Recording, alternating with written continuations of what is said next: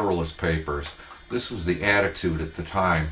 I'm going to start off with the Federalist paper.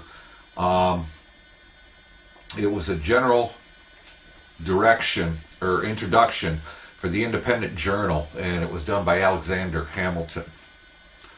To the people of the state of New York, after an unequivocal experience of the inefficiency of the subsisting federal government, you are called upon to deliberate on a new Constitution for the United States of America. The subject speaks its own importance, comprehending it in its consequences nothing less than the existence of the Union, the safety and welfare of the parts of which it is composed, the fate of an empire in many respects the most interesting in the world.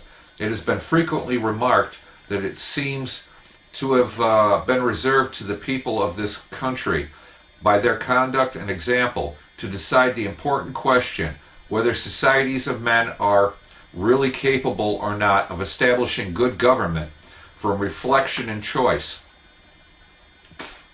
or whether they are forever destined to depend for their political constitutions on accident and force.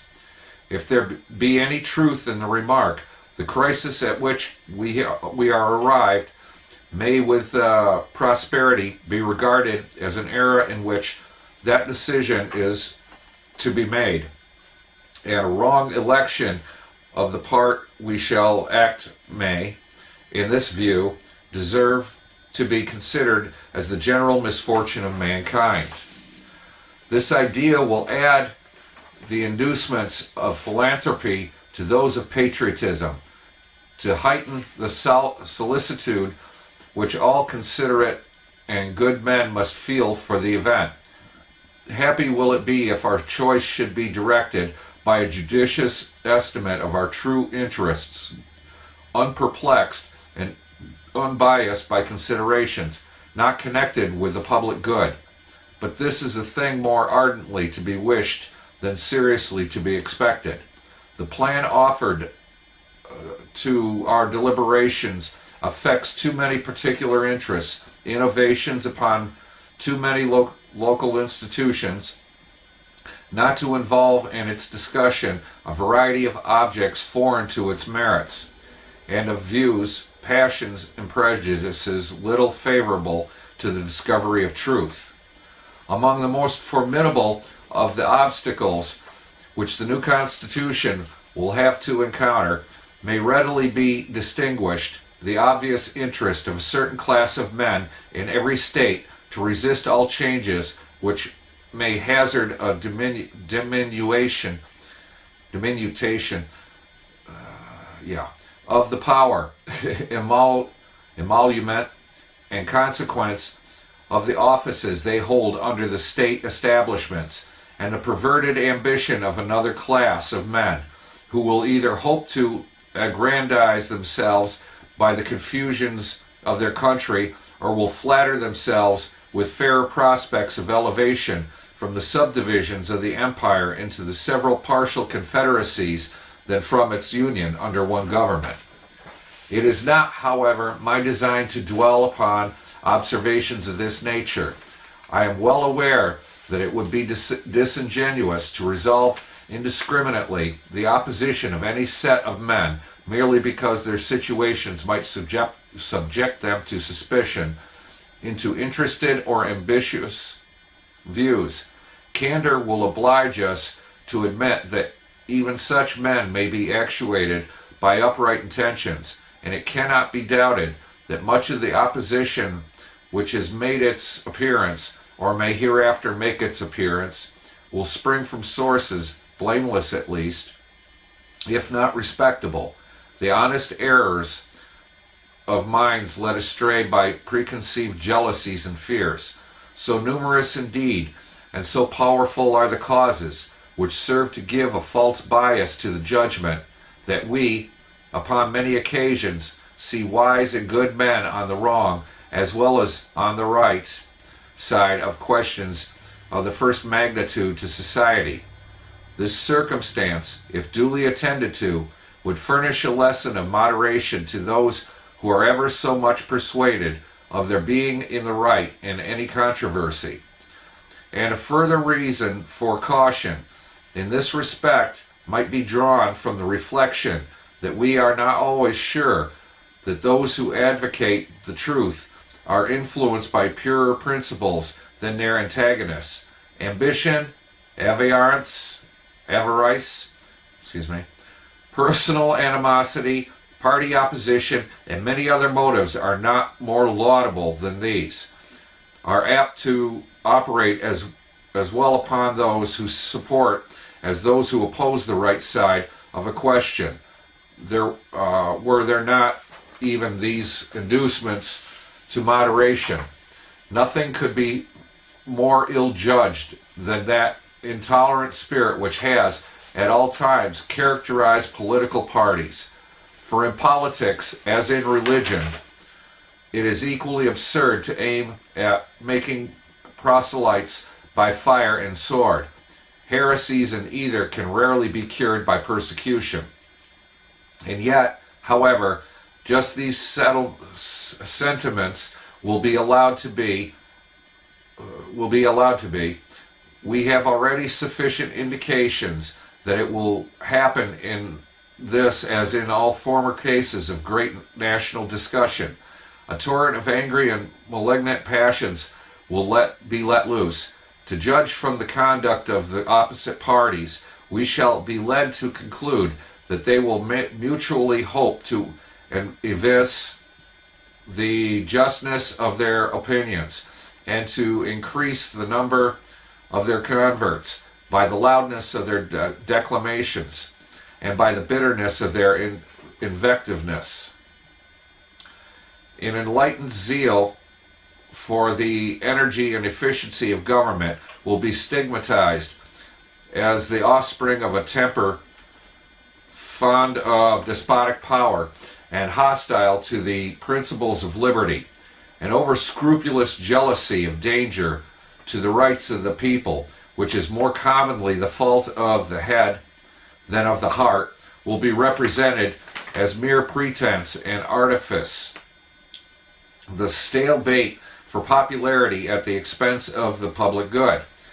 It will be forgotten, on one hand, that jealousy is the usual concomitance of love, and that the noble enthusiasm of liberty is apt to be infected with a spirit of narrow and illiberal distrust. On the other hand, it will be equally forgotten that the vigor of government is essential to the security of liberty, that in the contemplation of the sound and well-informed judgment, their interest can never be separated, and that a dangerous ambition more often lurks behind the spacious mask of zeal for the rights of the people than under the forbidden appearance of zeal for the firmness and efficiency of government. History will teach us that the former has been found much more certain road to the introduction of despotism than the latter, and that of those men who have overturned the liberties of republics, the greatest number have begun their career by paying an obsequious court to the people, commencing demagogues and ending tyrants. In the course of the preceding observations, I have had an eye, my fellow citizens, to putting you upon your guard against all attempts, from whatever quarter, to influence your decision in a matter of the utmost moment of your welfare by any impressions other than those which may result from the evidence of truth. You will, no doubt, at the same time have collected from the general scope of them that they proceed from a source not unfriendly to the new Constitution. Yes, my countrymen, I own to you that, after having given it an attentive consideration, I am clearly of opinion it is in your interest to adopt it. I am convinced that this is the safest course for your liberty, your dignity, and your happiness. I affect not reserves which I do not feel.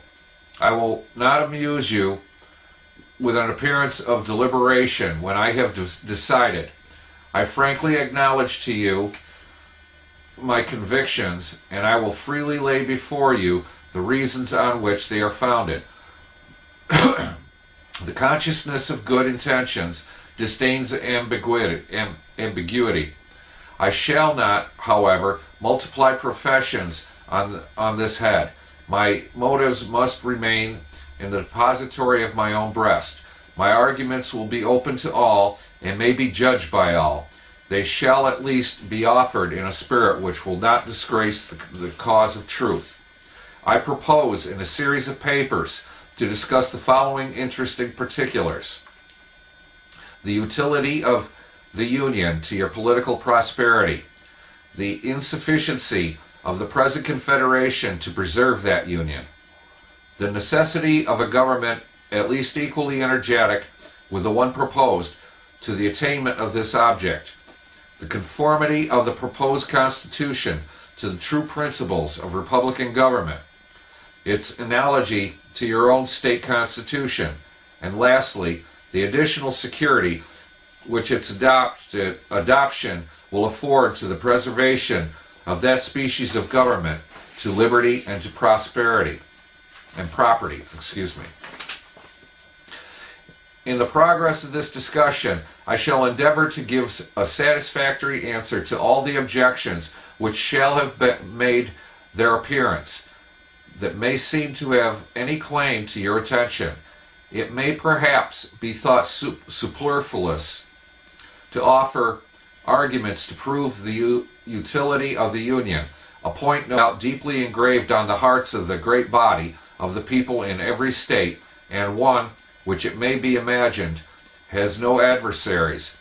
But the fact is that we already hear it whispered in the private circles of those who oppose the new Constitution that the 13 states are of too great extent for any general system, and that we must of necessity resort to separate confederacies of distinct portions of the whole.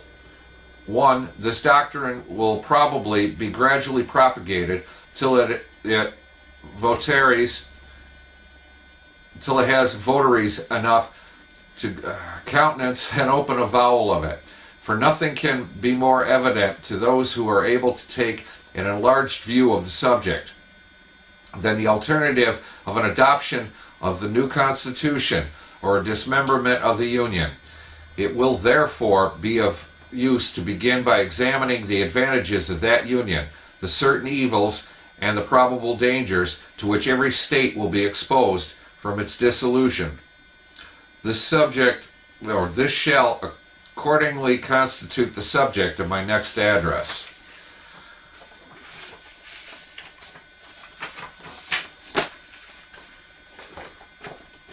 The Anti-Federalists. Anti-Federalist number 1, General Introduction, a dangerous plan of benefit only to the aristocratic combination.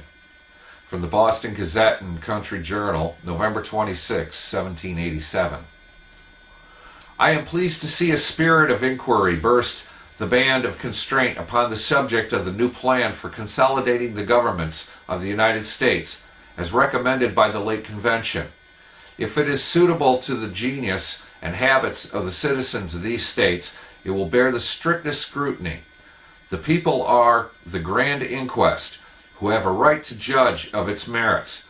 The hideous demon of aristocracy has hitherto had so much influence as to bar the channels of investigation, preclude the people from inquiry, and extinguish every spark of liberal information of its qualities. At length, the luminary of intelligence begins to beam its effulgent rays upon this important production. The deceptive mists cast before the eyes of the people by the delusive machinations of its interested advocates begins to dissipate as darkness flies before the burning taper, and I dare venture to predict that in spite of those mercenary dictators The plan will have a candid and complete examination. Those furious zealots who are for cramming it down the throats of the people without allowing them either time or opportunity to scan or weigh it in the balance of their understandings, bear the same marks in their features as those who have been long wishing to erect an aristocracy in this Commonwealth of Massachusetts. Their menacing cry is for a rigid government. It matters little to them of what kind, provided it answers that description. As the plan now offered comes something near their wishes and is the most consonant to their views of any they can hope for, they come boldly forward and demand its adoption. They brand with infamy every man who is not as determined and zealous in its favor as themselves. They cry aloud the whole must be swallowed or none at all, thinking thereby to preclude any amendment. They are afraid of having it abated of its present rigid aspect. They have strived to overawe or seduce printers, to stifle and obstruct a free discussion, and have endeavored to hasten it to a decision before the people can duly reflect upon its properties. In order to deceive them, they incessantly declare that none can discover any defect in the system, but bankrupts who wish no government, and offers of the present government who fear to lose a part of their power. These zealous partisans may injure their own cause and endanger the public tranquility by impeding a proper inquiry. The people may suspect the whole to be a dangerous plan from such covered and designing schemes to enforce it upon them. Compulsive or treacherous measures to establish any government whatever will always excite jealousy among a free people. Better remain single and alone than blindly adopt whatever a few individualists shall demand, be they ever so wise. I had rather be a free citizen of the small Republic of Massachusetts than an oppressed subject of the great American Empire. Let all act understandingly or not at all. If we can confederate upon terms that will secure us our liberties, it is an object highly desirable because of its additional security to the whole. If the proposed plan proves such a one, I hope it will be adopted, but if it will endanger our liberties as it stands, let it be amended in order to which it must and ought to be open to inspection and free inquiry. The inundation of abuse that has been thrown out upon the heads of those who have had any doubts of its universal good qualities have been so redundant that it may not be improper to scan the characters of its most strenuous advocates. It will first be allowed that many undersigning citizens may wish its adoption from the best motives, but these are modest and silent when compared to the greater number who endeavor to suppress all attempts for investigation.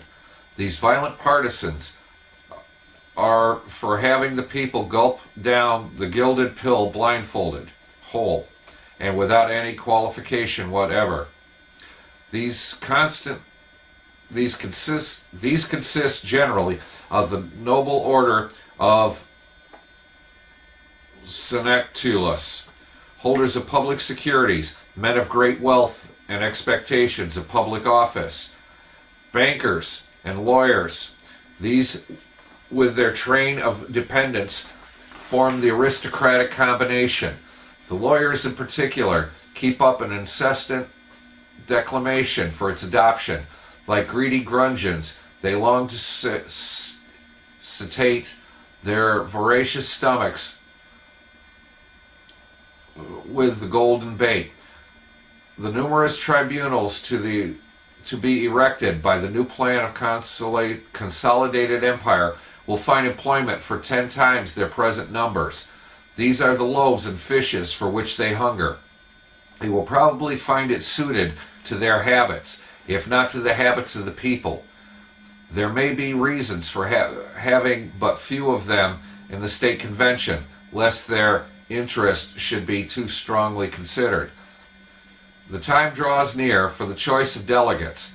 I hope my fellow citizens will look well to the characters of their preference, and remember the old patriots of '75. They have never led them astray, nor need they fear to try them on this monstrous occasion. A Federalist. You could see that even right from the onset that there was a dispute on it. The Federalists, of course, wanted one union, whereas the Anti-Federalists were quite happy with their own state sovereignty and everything. And as we'll delve into further, you'll see more and more of each side's logic. Now remember, in this time, these were letters sent by courier, and they were to newspapers and whatnot. And then, of course, it slowly decimated from paper to paper to paper. And it took some time. This was quite the process, getting their thoughts and their feelings across. Anyways, we'll call this quits because Federalist and Anti-Federalist papers number 2 are a little lengthy. But this gives you just a sample. Peace.